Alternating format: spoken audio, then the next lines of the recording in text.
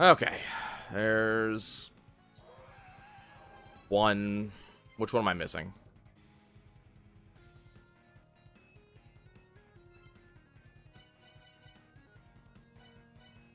The Roots of Vagressill. I did the Immortal Battlefield. I did 2 Icefire Treetop. I think I did them all, actually.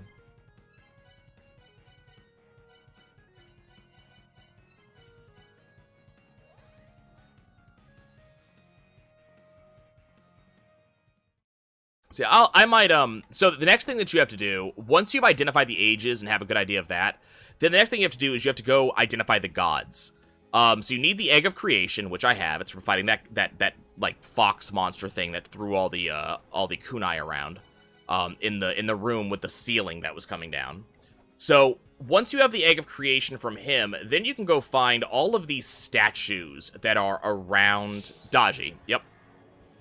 You then have to identify all of these statues that are in various places around the, around the ruins. And each of these statues, you got to use the Egg of Creation, and using the Egg of Creation causes the statue to emit a certain light. And this light is used in relation to another set of hints that will tell you what that statue cares about. So, for example, Chaos, that statue is in the Heaven's Labyrinth. Chaos, when you activate the Chaos statue, it causes a purple light to come out. And, you learn that Chaos is related to, I think it's nothingness? Hold on. I have my Brahma bullshit here. So it says something like, Brahma asked Chaos, what is creation? Chaos responded only by existing. Creation is simply floating in the purple darkness. So, this tells you that that Chaos is purple, which we already knew. That's not something unique. Chaos is purple. But what this also tells you is that the term nothing relates to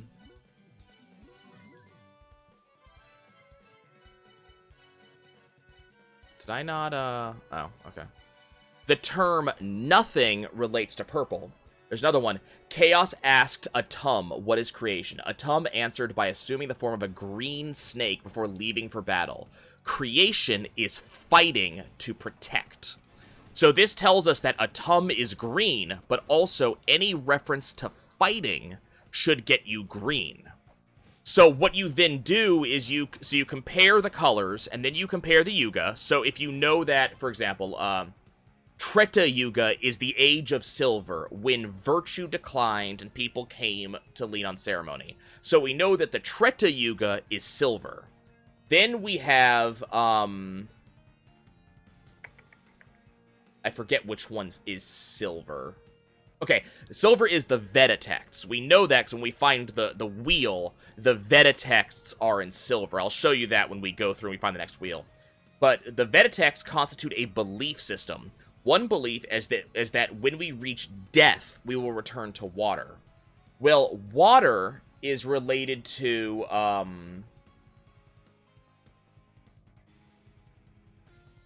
which one is it? Water is related to Abzu.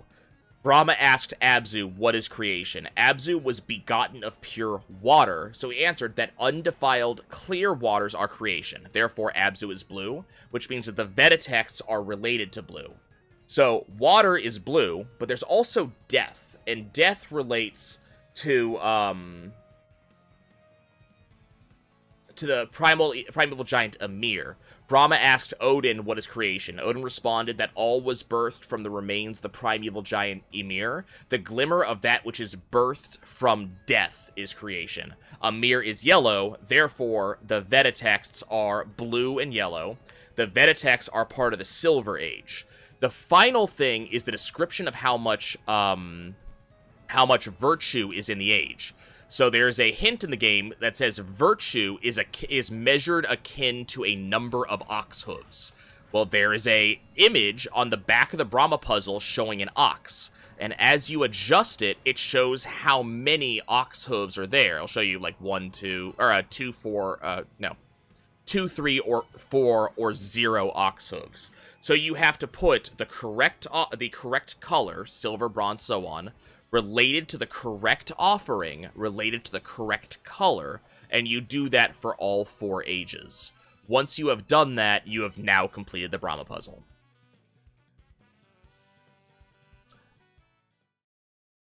So it's this gigantic puzzle, and the problem with it is that it's this gigantic puzzle that is basically worthless if you know the game.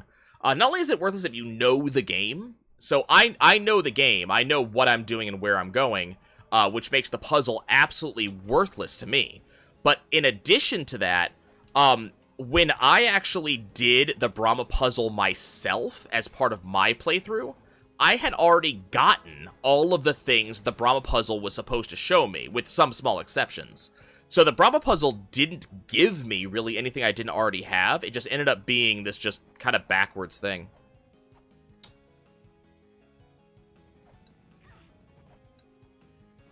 What I might do, depending on how I feel after I do this next boss fight and how much time we have, I might go set up the Brahma puzzle. I still have all my notes. I'm looking right at them. So I have my notes. What I'm missing is the statues. I never activated the statues. So I can just go activate all 5 statues real quick, because you have to activate the statues to get the colors going. So I can just go activate the statues real quick, and then once I do that,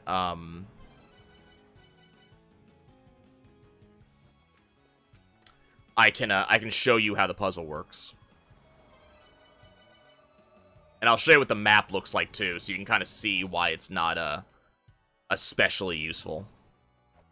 And again, I say that as a person who, I know the game, and so because of that, I don't need the hints that the map gives me.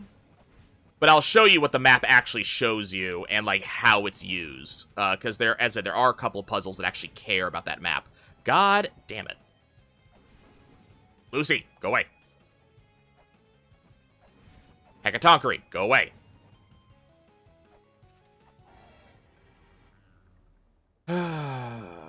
I dropped an input, so,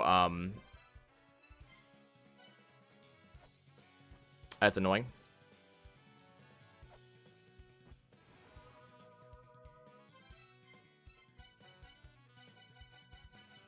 I dropped a jump input, so my double jump ended a lot later than I wanted it to. So instead of getting it to the upper area, I dropped into the later area.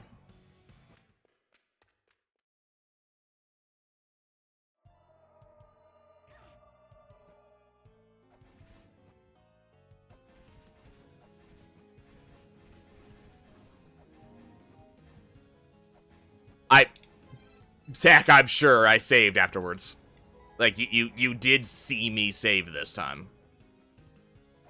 So we don't need to double check anymore. We're good. Excuse me, Lucifer, can you stop, please?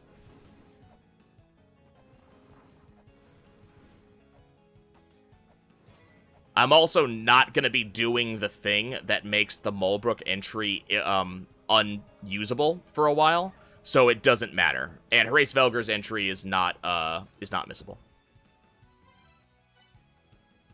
So don't worry about it. We got him, and there's no issues anymore. Not a problem. Okay. There's that. Now we gotta go up. Go away. Now, there is a problem with the Underworld puzzle.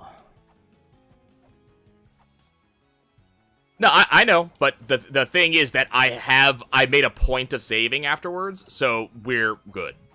We don't have to worry about it anymore. I saved afterwards. I hate this jump. There we go.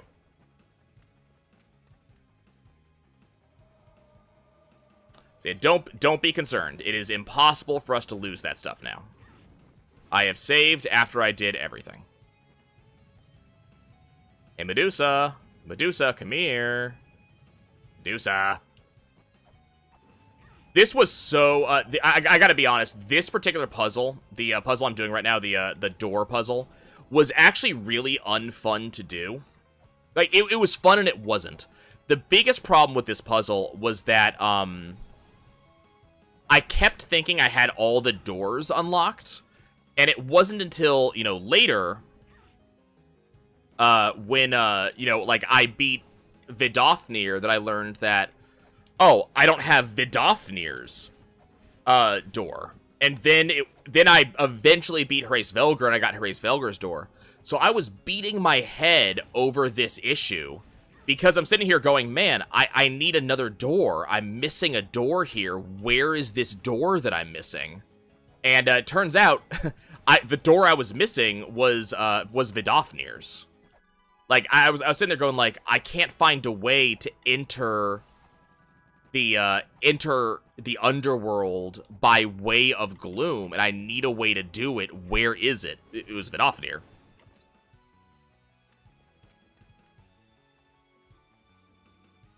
Okay, so let me show you, I'll show you the ring real quick, because we happen to be right here.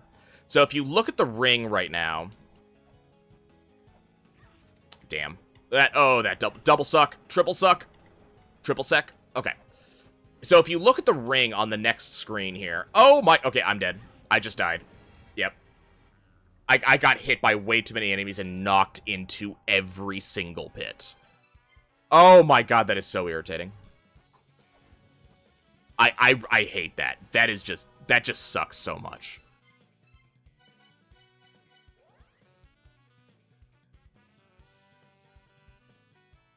Like, that is just... This puzzle is not hard. I'm just being knocked by enemies into death. Once I fell into that pit that I was in, there was no getting out of it. I was dead already. But then I was knocked into the, knocked actually into the death trap.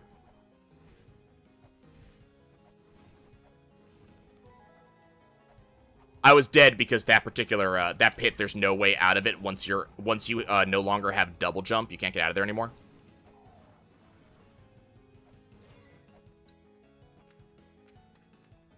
I'll show you the, I think that's the Kalimdonu water pot. I think is that one. Kalamandu water pot, something like that. I have to go look it up. Ergoton tree knocks me back. Like, this is not hard to do, this sequence. It's just, these enemies are all just really annoying. They are in very annoying places, and basically, these enemies are all here literally to slow you down.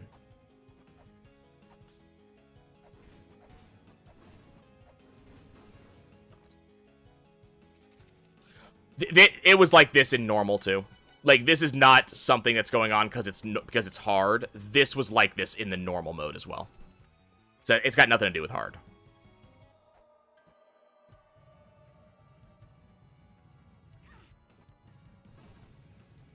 This area is just entirely dickish about how it's set up. Especially the screen that I was on just earlier there.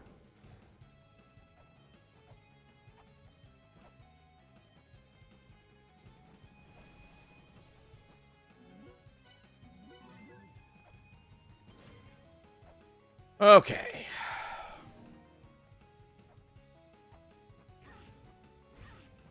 Excuse me. Dude. Fuck off. Like, the Lucifers are probably the most annoying one because they have this really irritating pattern with those spikes that surround them. Okay. I'm only bringing the healing fairy with me just to make the next sequence easier. It's not really necessary.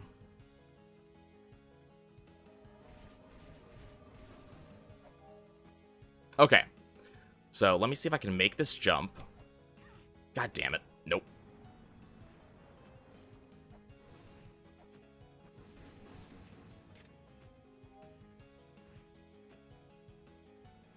I'm gonna wait for this guy so I can jump over that pit. Okay, here we are. So, I want to say that is the Kalimdonu water pot. I'm going to know in a second when I actually go check it. There we go. Okay, so if I investigate it, So this is a ring with a diagram that represents the 4.32 million year cycle the world undergoes, split into 4 ages. These are the 4 ages known as the Satya Yuga, the Treta Yuga, the Dvapara Yuga, and the Kali Yuga. A water pot is drawn on the center of the ring. So this is the common Dalu water pot. So the common Dalu water pot, you can see it's brown, therefore it's part of the Bronze Age. So if I put a pedestal down, as long as I put the pedestal down in the Bronze Age, there's a delay when I get stabbed. I'm able to get away. If I put it down in the Gold Age, I know it's hard to see, but it comes up instantly. I think water pot is brown. It's copper, yeah. So that's the Copper Age. So you'll see how there's that delay before it shows up. That's how you know that is a Copper Age item as opposed to iron, silver, or gold. So that is all that those circles actually do. There are 4 of them in the game. 3 of them are easy to find, and 1 of them is really obnoxiously hard to find. This is Nettie. Nettie is one of my other guides that I needed. So Nettie's kind of interesting. She tells you the order that you're supposed to lose stuff. So here's that order right there. But you'll notice that none of those are named, the Glove of Power, arguably, but none of those are named in a way that kind of identifies exactly which item that you're talking about. So you do have to figure out, you know, what is the Glove of Power versus,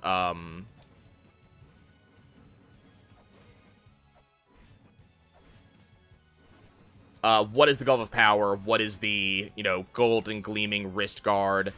The, whoops. Please don't have that on. The lunar breastplate, so on and so forth.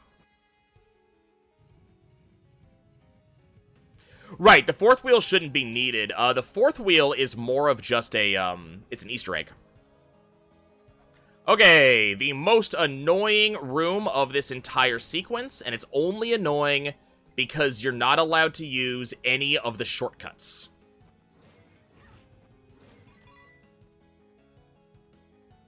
So you have to kind of go down and around all of the Lucifers in the area.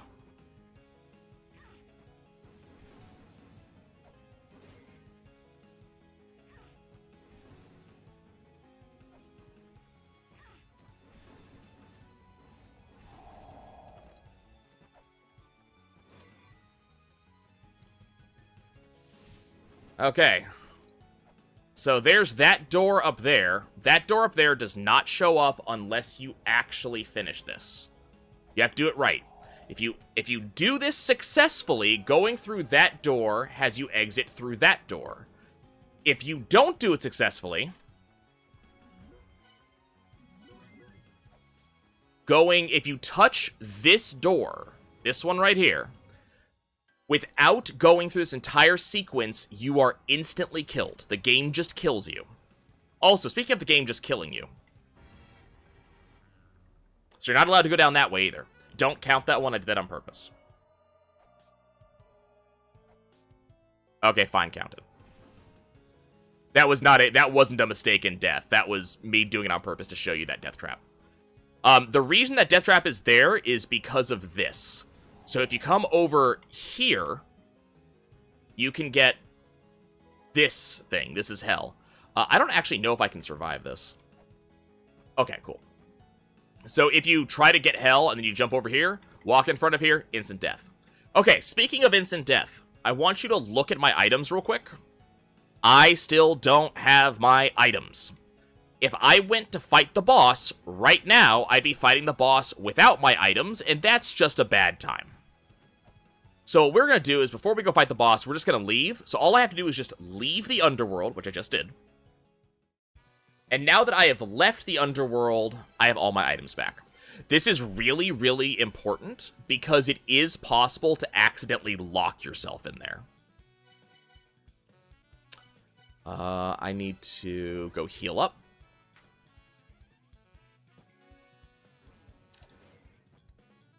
Yeah, you saw me pick it up just now in that little room in the upper right-hand corner. That was where the hell glossary was. Okay, so we're not gonna go fight the boss just yet. I have one more thing to accomplish. I need to go talk to a giant.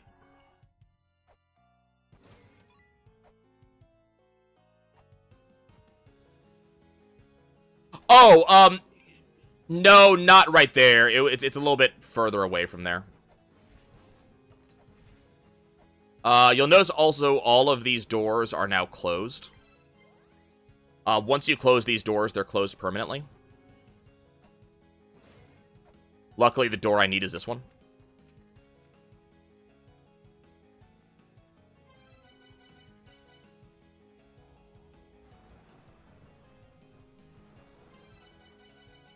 Yeah, so one of the glossary entries I'm missing is the glossary for, I think it's Samaranta, which is, in the ruins. But, it's not near where I came out of hell. It's in a completely different area.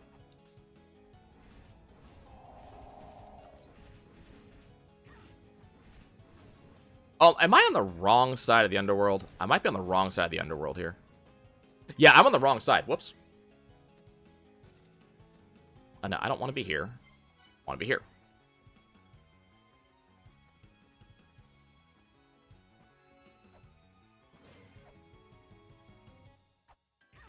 Damn.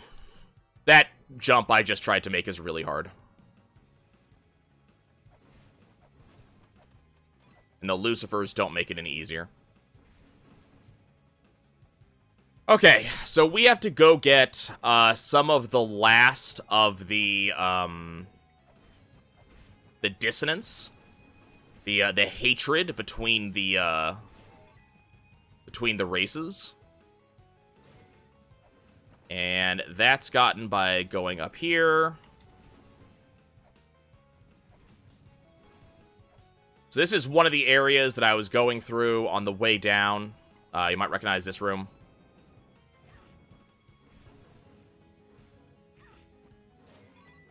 So I need to be over here. Okay. So, until I kill Hrace Velger, that big statue is in the way of me doing what I need to do.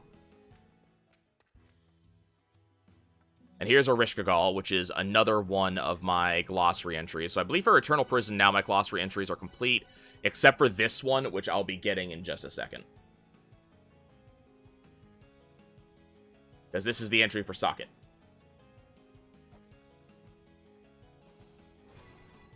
Now, I need to check something real quick, because if I do this wrong, I die.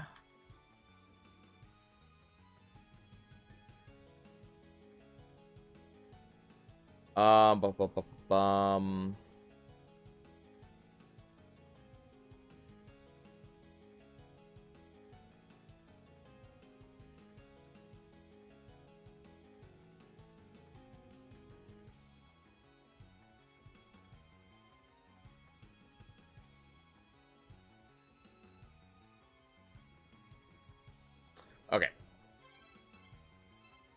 So the hint for this one is that you need to chant the name of Socket's former association. Socket is a moon giant as opposed to a sun giant. So you need to go over here and... Whoop, wrong one. Oh yeah, it's left grave, not right grave. Darn it.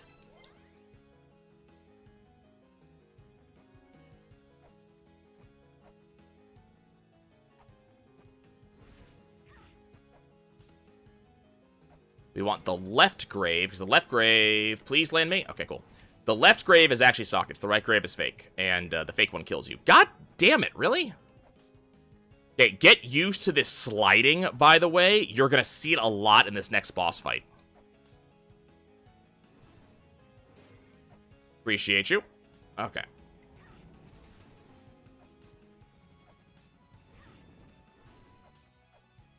This next boss fight's kind of a pain because there's a lot of slanted ground, and in this game, slanted ground slides you.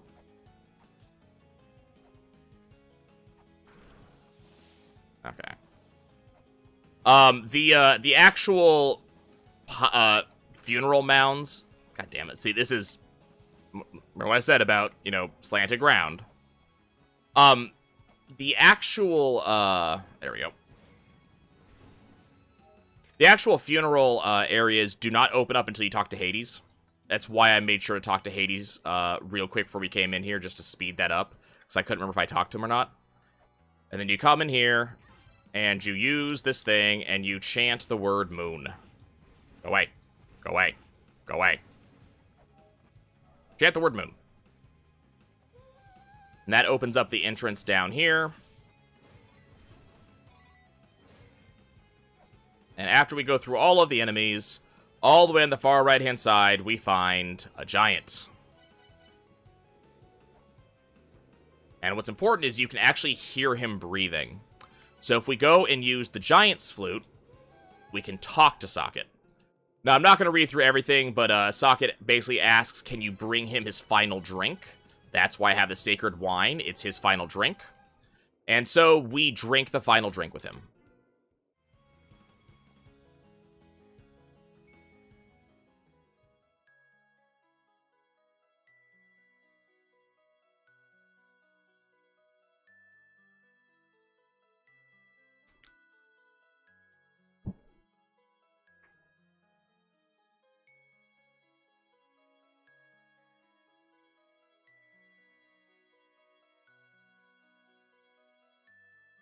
Okay.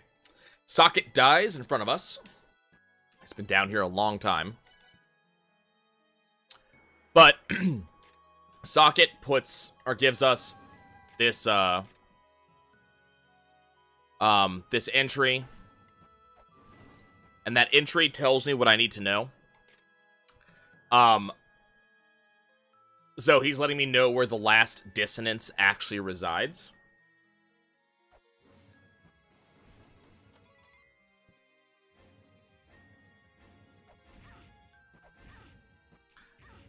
But we have to go to the last dissonance, and it just so happens the dissonance happens to be near where that other entry is. What am I?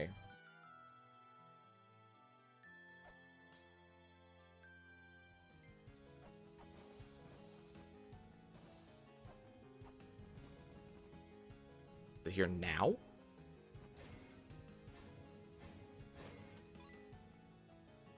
Do I have to leave and come back?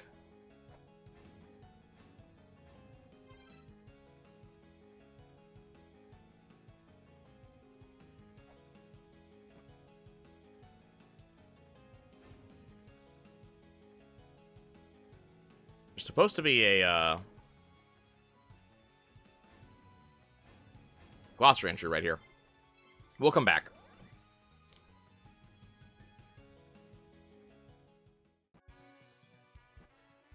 Because that is Socket's glossary entry that's supposed to be there.